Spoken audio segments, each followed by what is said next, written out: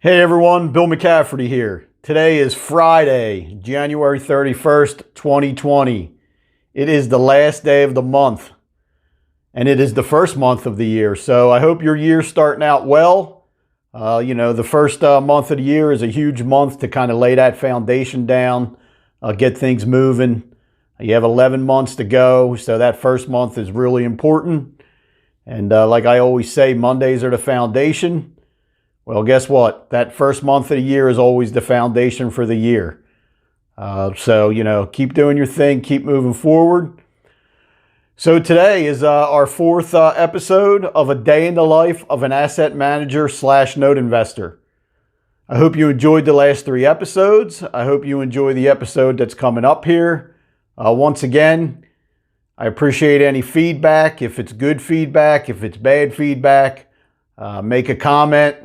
Send me a message, reach out to me, let me know what you're thinking. If you're enjoying these episodes, like I said, good or bad, I appreciate the feedback and I appreciate everyone watching. I'm going to continue doing these weekly. Like I said, sometimes it may be bi-weekly, but I'm going to try to do as much as I can on a weekly basis, and I hope you enjoy it. So let's get rocking on episode 4. A Day in the Life of an Asset Manager / Note Investor. So as we done on the last 3 episodes, we're going to start off by just a review of my asset management company, People's Mortgage Relief 2, which is an asset management company where I manage delinquent, non-performing loans, second mortgage notes for different investors. We purchase these, we buy these throughout the whole country. So it's made up of about 28, 29 investors right now that I'm managing 150 files right now. So that is what's in the asset management company, 115 files. I did not bring in any new files this week. For the month, I brought in 11 new files, so I'm kind of happy with that. That's a good amount. As much as I didn't bring any in this week, 11 files for a month is good for my asset management company. It's kind of what I like. If I can bring in 10 files a month and keep things moving and getting deals done, that's a good amount. So this week I had 3 new contacts with borrowers that are reaching out to resolve their loans. Once again, that's a decent amount as long as I can keep the communication going and have people calling in on a weekly basis. I take a lot of pride in helping these homeowners get their loans situated. So talking to 3 is a decent amount. I'm in talks with a lot already, but new contacts, 3 this week. I sent out 2 new loss mitigation forms. Once again, the loss mitigation forms are the forms that I'll send out to a borrower that calls in looking to resolve their loan. I did not receive any new loss mitigation forms. Not that I like that, but I do have a lot out in the works, reaching out to homeowners, seeing if they have any questions or when they're going to be able to return those loss mitigation forms so I can move stuff through the portfolio, get deals done, and help homeowners out. I did send out 2 borrower option form sheets. Once again, the option forms are homeowners submitted their loss mitigation application. It's then in my court to get the stuff processed and to get them a 2-page form that kind of gives them a few payment options and a couple different options of what they can do to get their loan situated and to move forward.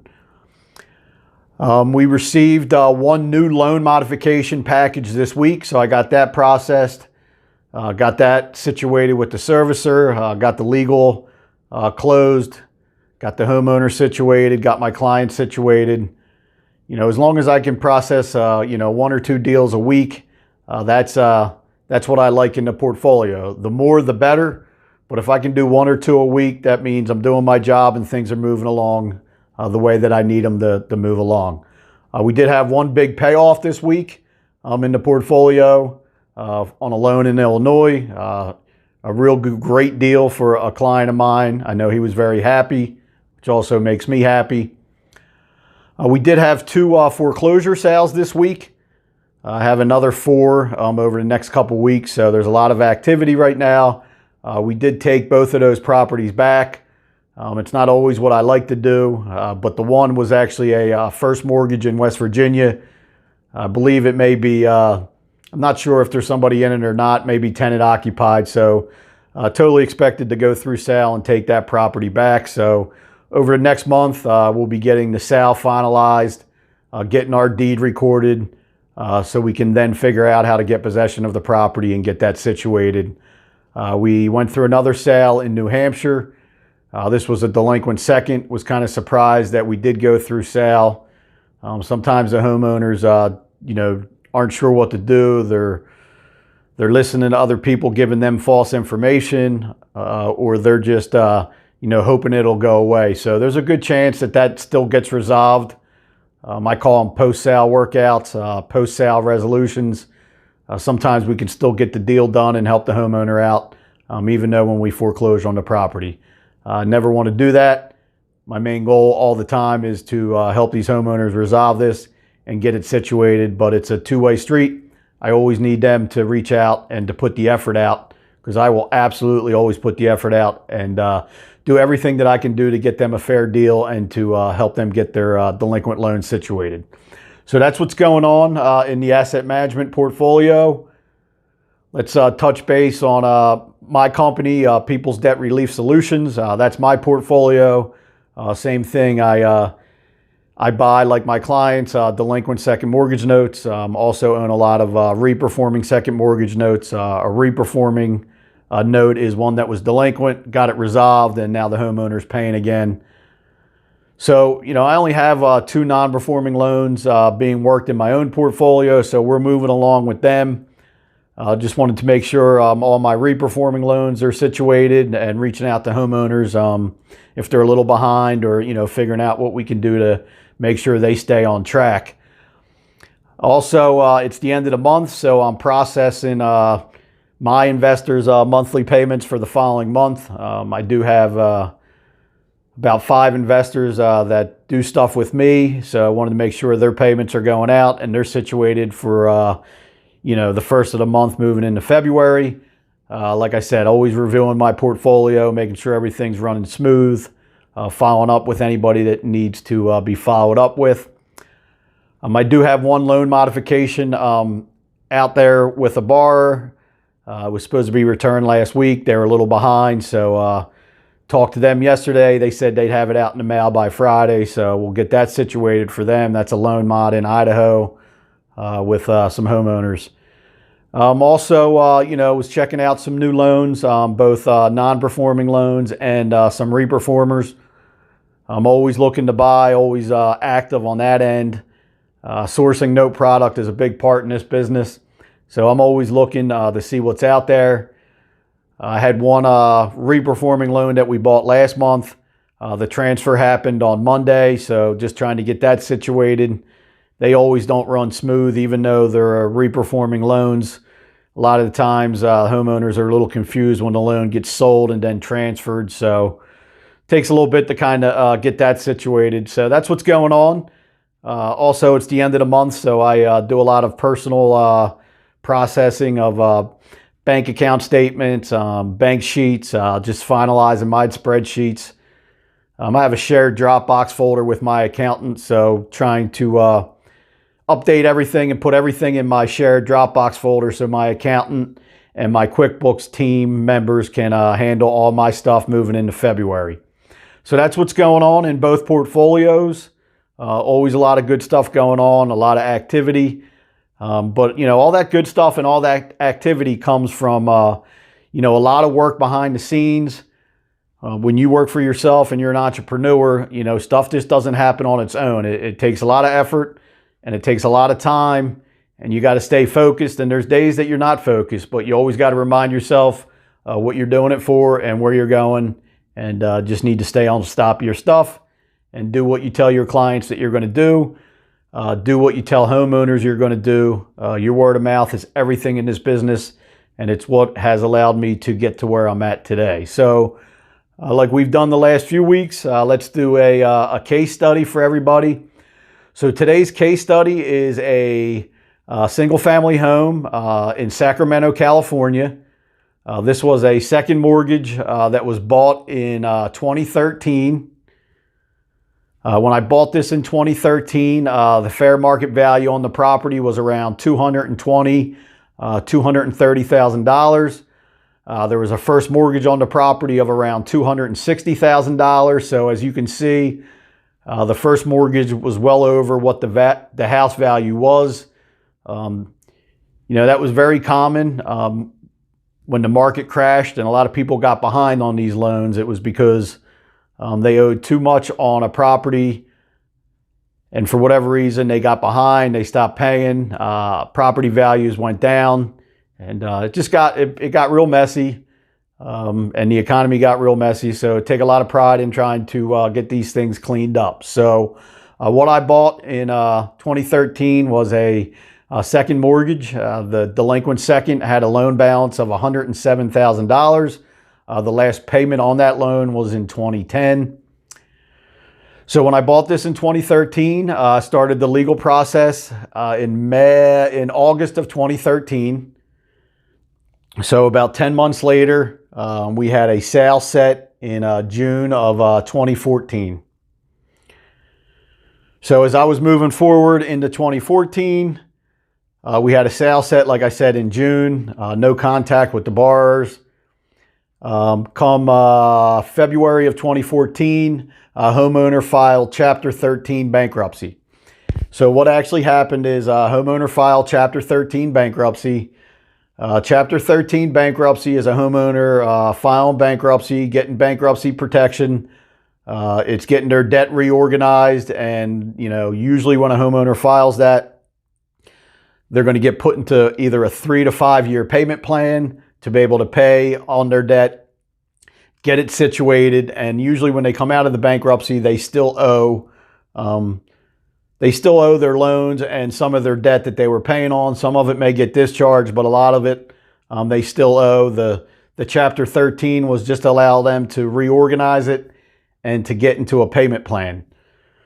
So what happens in the delinquent second mortgage space, a lot of times when a homeowner files Chapter 13 bankruptcy, they're going to try to file a motion to strip my second mortgage. And what that means is a homeowner is asking the court, I would like to not have to pay on my junior lien, my second mortgage. And the reason I'm asking not to have to pay it on it is the value of my house is not worth what I owe on my mortgages. So the example is, like we said, the house value on this was around $230,000, and they owed $260,000 on their first mortgage. So the first mortgage balance was well over what the house value was. So there was no equity covering my $107,000 second mortgage loan balance, and the payoff of that was probably over $150,000. So we can talk about it later on.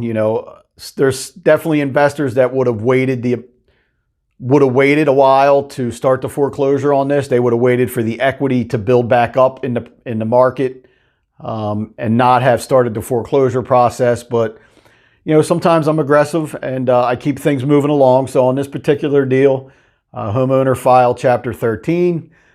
They filed that motion to have my second mortgage stripped. If I believed that there was equity covering my second mortgage, let's just say the house was worth, $300,000, and the first mortgage was $260,000, and they're saying, hey, the house is only worth $230,000, $240,000, but I could prove through an appraisal and by doing my homework and proving to the courts that the house is worth $300,000. There's a good chance that the judge would not grant the mortgage strip and, make the homeowners deal with the second mortgage, and I would be included in the payment plan, and I would get payments on my second mortgage from the trustee through the bankruptcy plan. But on this particular deal, there's definitely no equity. I did not want to fight it. When you don't fight it, you just accept it. So I accepted that my lien was stripped. But what actually needs to happen is the motion is granted for the second mortgage to be stripped, but the homeowner needs to complete their bankruptcy plan in order for the strip to happen and for the loan to be stripped and no good and uncollectible. So like I said, the plans are usually 3 to 5 years. So on this particular deal, we started moving forward. And, if a homeowner falls out of their plan, they get dismissed for not making payments or for whatever reason. The strip does not happen. My mortgage lien is valid again, and it needs to be addressed. So, a lot of times a homeowner will fall out of bankruptcy and then your lien is valid again and you can, go about it how you want. So on this particular deal, I just sat back. The bankruptcy plan started moving forward. I was under the impression that, in 5 years, if they completed the plan, my loan would be stripped. And something crazy happened, which, I wasn't aware was going to happen. And, now that I'm deeper into the business and that I've seen it happen a lot, the following year in February of 2015, I received a check for about $8,000 in my P.O. box on this particular loan. And I was kind of just wasn't sure what happened. So when I looked into it, what actually happens in a Chapter 13 bankruptcy plan is my second mortgage got bumped out to the unsecured creditors. And I was the number one unsecured creditor. So a lot of times in Chapter 13, these homeowners actually do well enough and they get their debt reorganized that the courts still make them pay on some of the unsecured debt. So in this particular deal, I started getting payments on my unsecured second mortgage note. So, not really understanding exactly why that goes on. And I'm still not 100% sure why some don't and some do. It definitely has to do with the court. It has to do what the homeowner makes and their situation. So, this has happened on numerous Chapter 13 bankruptcies where I've been, where the motion to strip has been granted and the bankruptcy plan is moving along and we start getting unsecured payments. So on this particular deal, from February of 2015 all the way through to March of 2019, I received unsecured bankruptcy payments. I actually received about $60,000 of unsecured bankruptcy payments. So for 4 years, I got that first initial check for about $8,000. And then every month after that, I got a check, a little over $1,000 up to like $1,200 some months. So once again, always not 100% sure how the unsecured comes about in that Chapter 13. But I learned long ago in this business, sometimes you just don't ask questions, you just accept it. And that's why I love this business. I'm always learning something, and there's so many avenues to do well.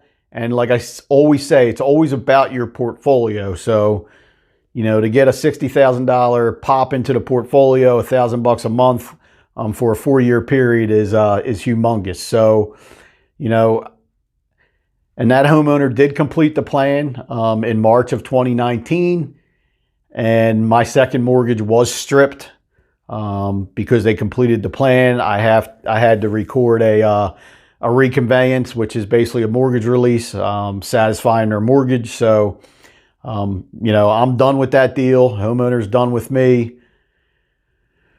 I didn't get to collect that $107K loan balance that I bought. And, I didn't get to collect over that $150K payoff that I was owed.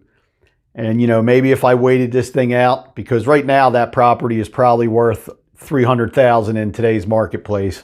And I'm sure they probably only owe $240 or $250 on that first mortgage. But I did what I did. This is an education business. It's a learn by doing business.